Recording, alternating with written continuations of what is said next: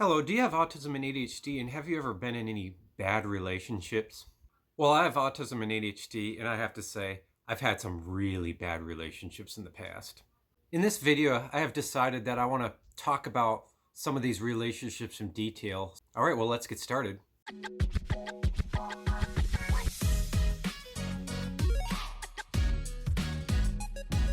Well, before I briefly talk about my relationships in the past and what I've learned from them, I want to right off the bat say a big factor to a lot of my struggles in my relationships in the past was due to my childhood trauma. It's common for autistic people and ADHD people to carry some form of trauma because of our various struggles due to cope with our autism or ADHD.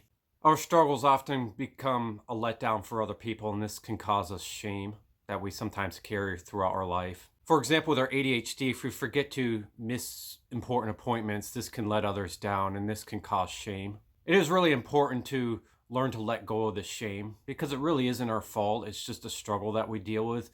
The best thing to do is take responsibility to our struggles to help minimize it instead of feel shamed. I think it's really important to let go of the shame. This doesn't mean to stop taking responsibility of our struggles and try to react to it in a way where we could help minimize the struggles. That's being responsible. However, it's important to not feel ashamed of our mistakes, even if it makes other people upset. However, it's common for many people to carry this shame throughout our life. Another example is autistic people. Many autistic people struggle with socializing, reading nonverbal cues, reading body language, have slow processing speed, which makes it harder to follow conversations sometimes and process what is being said. And sometimes we need time alone to decompress from the day. And this can also make us feel ashamed under the fact that we feel like it's hard for us to meet other people's needs. And a lot of times our overall struggle with socializing can make us feel insecure, like we feel incompetent of fitting in a society that's built more for NT people. In addition to that, many autistic people get bullied when they're in school when they're younger, and that is really unfortunate. And this can also contribute to carrying trauma. I personally carry a lot of trauma due to those things that I mentioned. In the addition to, I also dealt with toxic parents, which also contribute to childhood trauma as well.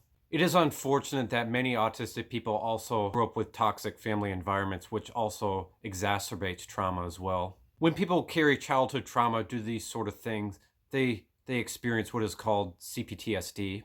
Now, I'm not going to get any more in depth about CPTSD as I talked about it in some other videos. So if you're interested, I definitely recommend watching these videos as I want to focus on talking about my relationships and what I've learned from them in this video.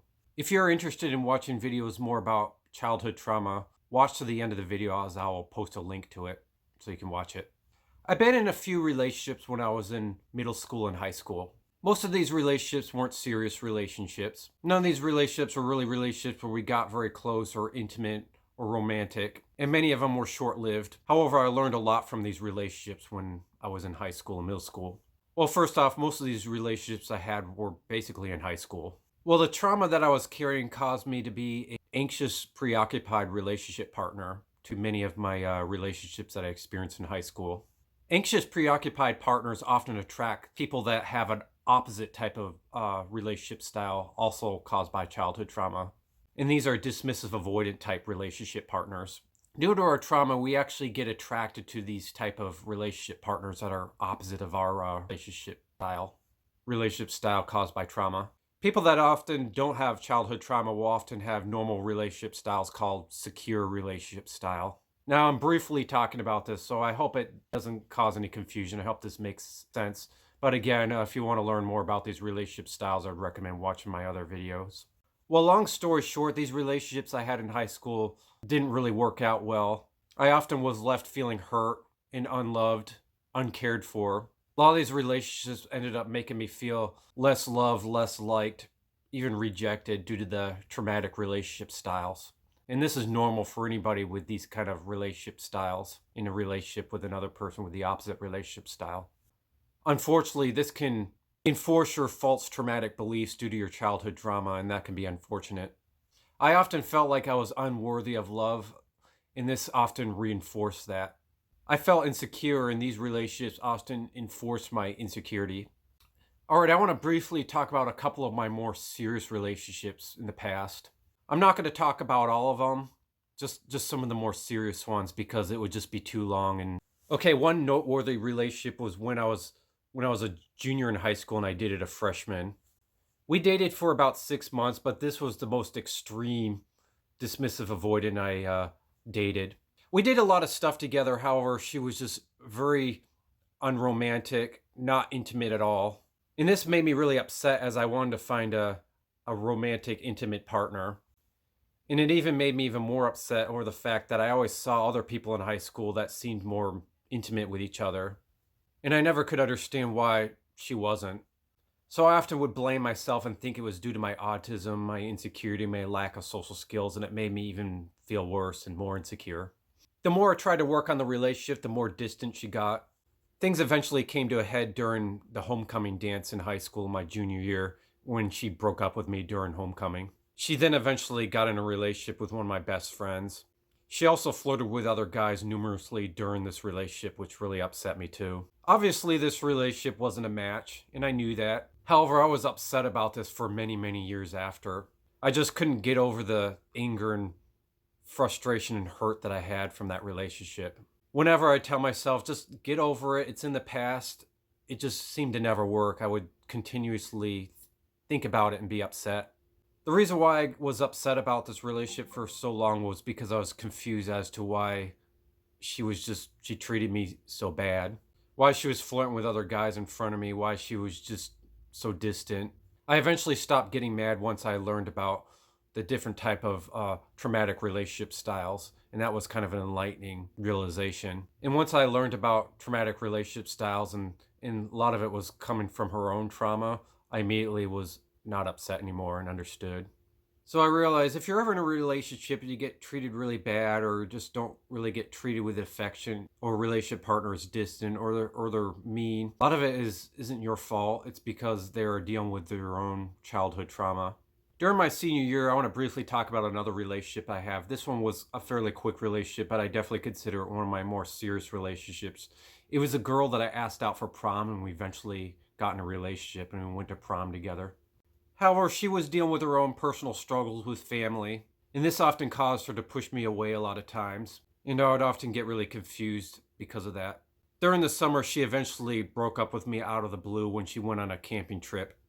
I then found out later that she was dating another guy that she met during the camping trip, and she immediately got into a serious relationship with him. Shortly after, she moved out of the house and lived with him in another state.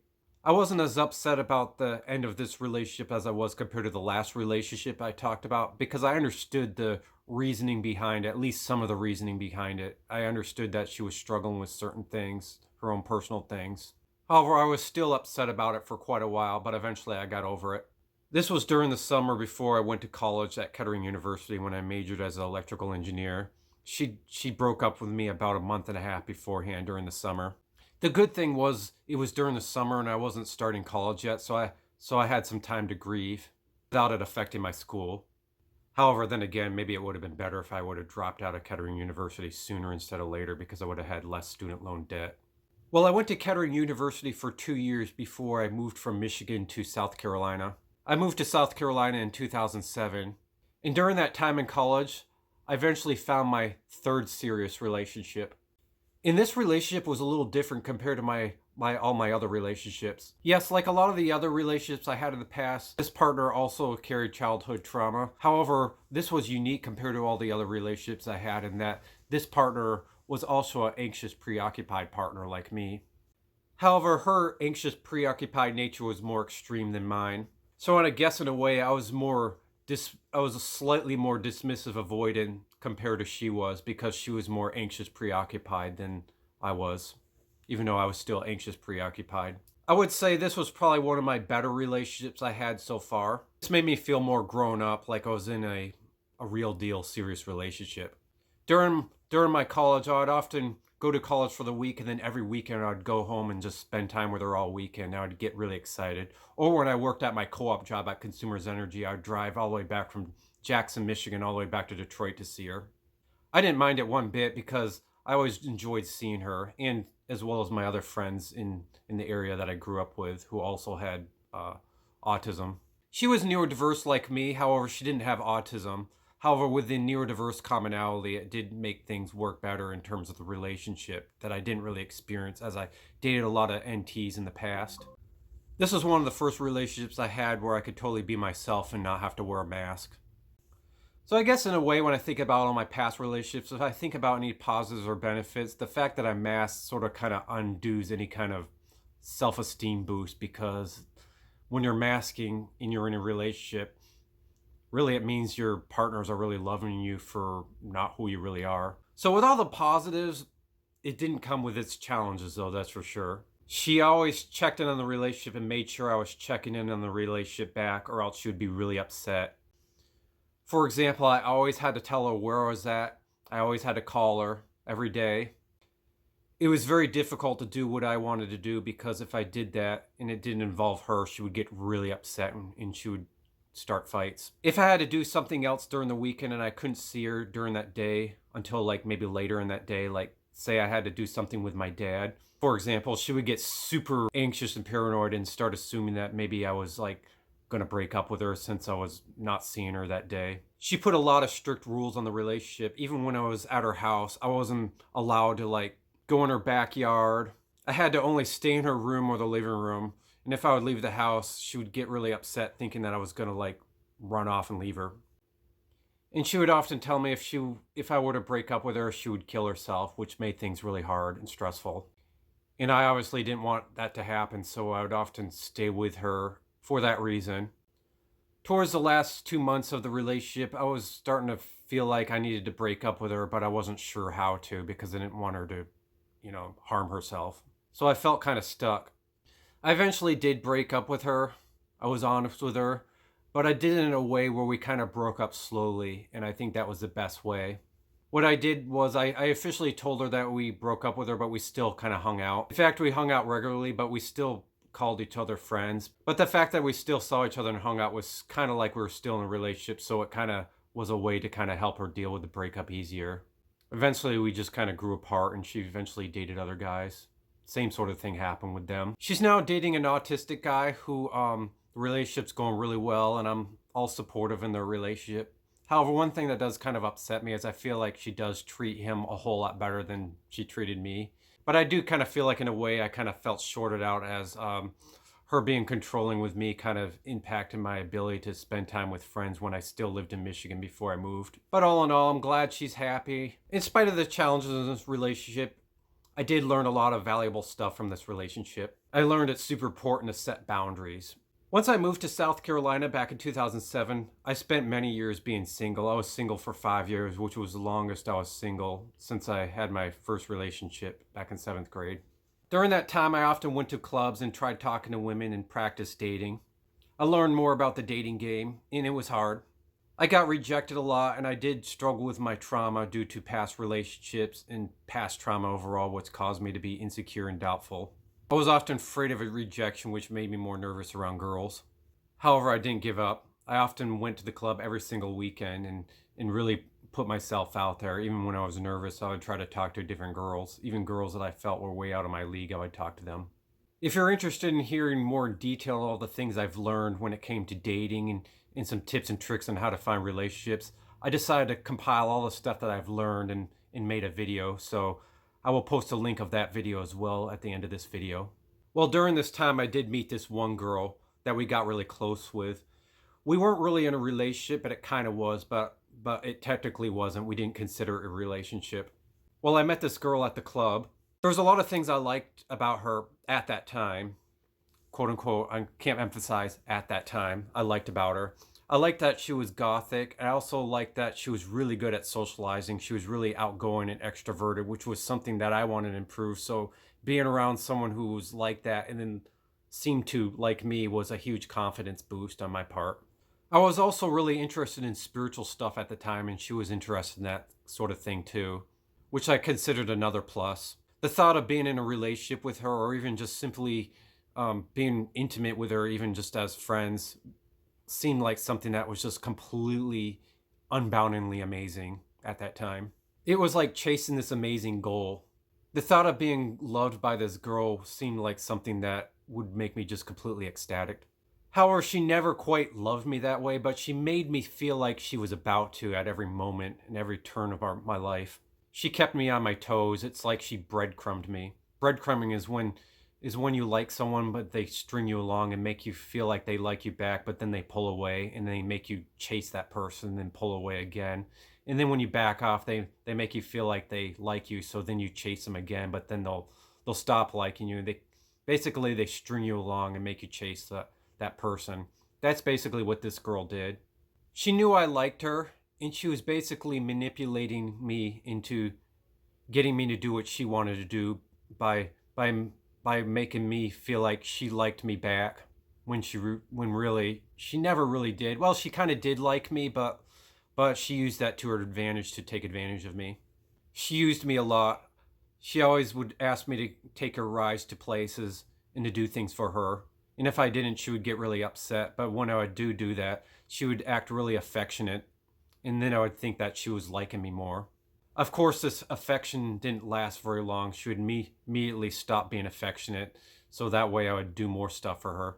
At the time, I was naive about that. And I even didn't want to believe that. At the time, I wanted to believe that she liked me for who I was and then liked me more than a friend. So that way I would feel ecstatic and have a increase in my self-esteem. This was really damaging over time. Instead of having this girl make me feel better about myself, she ended up making my self-esteem worse. She often made me feel like I wasn't good enough, and she made me feel exhausted and depleted because I always had to do stuff for her. Or else if I didn't, would feel like she would stop liking me. Because if I felt like if I didn't do what she wanted, she would stop liking me, and then I would feel like crap. I think the hardest and most devastating part of this sort of friendship was not only the fact that she knew that I liked her and took advantage of the fact that I liked her to get what she wanted, but she also used the fact that I liked her as a way to make herself feel better while making me feel worse. And what I'm saying here is she would literally try to make me feel upset and try to make me feel hurt because when she would see me get hurt, she knew that I would like her. It would confirm the fact that I liked her that much, and that would make her feel good. She basically didn't care that I was upset or hurt. It just made her feel good knowing that someone liked her. She went to great lengths in order to do this too. And this included some of the reasons why she often would use me and ask me to do favors for her. Sometimes she would ask me to do favors not so much for the fact that she needed something, but she wanted to see how far I'd go to do stuff for her to make herself feel good. When I look back now, I just cannot believe some of the stuff I did. I almost kind of kick myself in the head. I just feel so foolish. There was times I would drive all the way to downtown Charleston, which is 20 miles from where I live, just so I can give her a ride a block away to her work, which was only like a walking distance. But I would do it when she would ask me to, even though I was only taking her a block. And the hardest part about this was when she would flirt with other guys. She often flirted with other guys and often did stuff with other guys. I'm not going to get into any detail, right in front of me or in the other room when she knew I was there. A lot of times I would leave, obviously, but she would deliberately get affectionate with other guys right in front of me because she knew that when she would see me get hurt and watch my facial expressions, that would make her feel like she was special. When I look back now, I cannot believe I put up with that for so long, because I did put up with it for a while and I definitely should not have. I continued to hang out with her and do stuff for her in the hopes that maybe she would eventually fully fall in love with me and eventually get in a relationship. And I even gave her the benefit of the doubt of hoping that maybe once we get in a relationship, she would stop all that mean behavior. I obviously know now when people do that kind of stuff, they're not going to stop. One day she told me she got in a relationship with another guy and she was madly in love with him. For all these years, I thought maybe she didn't want to get in a relationship with me because she just didn't want to get in a relationship. But now that she was finally in a relationship with someone else, it confirmed the fact that she really does want to get in a relationship. She just never wanted to get in a relationship with me. She told me how happy she was feeling in love with this guy and how she told me how great he was. When she told me that, I was completely devastated. I felt like I wasted so much time and energy. I also felt like my emotions were toyed with. So I was really, really mad. So I went on Facebook and looked him up, and then I wrote him a message. I told him, don't go out with this girl because she uses people. She found out later, and then stopped being friends with me. I was upset with this for many, many years. However, I learned a lot from this. I learned a lot about toxic relationships in general from this and learned about the traits. I was basically in a toxic relationship. I wasn't in a romantic relationship technically, but toxic relationships can be romantic and strong friendships. And toxic relationships are often caused by narcissistic people. I didn't know what narcissism was back then, but once I learned what narcissism was, I was no longer upset because it put context in the situation. What really stopped me from being upset and no longer dwelling on what happened was the fact that I realized narcissistic people will take advantage of anyone. What was hard for me at that time is I thought she was a nice person, and I thought she was just being mean to me but being nice to everyone else. After all, she said she was a spiritual person, and she would always act like she unconditionally loved everyone. And so this made me feel really confused when she took advantage of me. She'd always talk about love and light, and how nothing was about her and it was about other people. And she would even go as far as saying that I was the selfish one because I wasn't as being love and light as she was. For example, if I didn't give one of her friends a ride, she would tell me I was being selfish and not thinking outside myself and not being spiritual like she was. And I would see her always hug all her other friends and tell them how great they are and how she was just so happy to be friends with them. And that would make me feel singled out because she wouldn't really say that to me, but she would say that to all her other friends. So I'd feel like there was something wrong with me. And I never understood why. But now I realize all the nice behavior she would put on with all her other friends, hugging them and stuff and saying nice things was all fake. She was being nice to all her other friends because she was doing the same thing like she was when she first met me and when she was being super nice to me at first.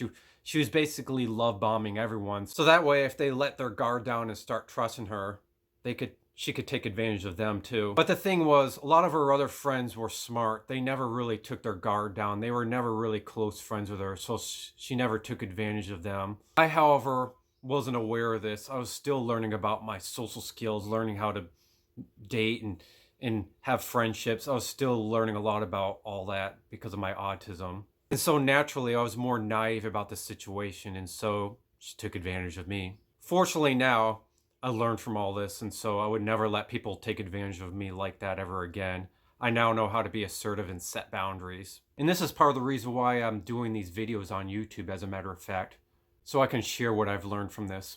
While I am blessed and feel fortunate enough to say that I did have a couple other really close friends that really helped me through this situation. Having friends there to just listen to me during this was a huge help, and it made me feel much better. One particular person I talked to a lot about this was this one girl that I knew for about 10 years since I moved to South Carolina.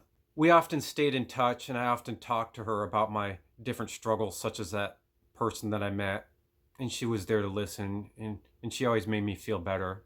At the end of that friendship, it was really hard, and so she was definitely a huge help when it came to feeling like I had someone I could talk to. I always talked to her about how I really wanted to get in a relationship bad.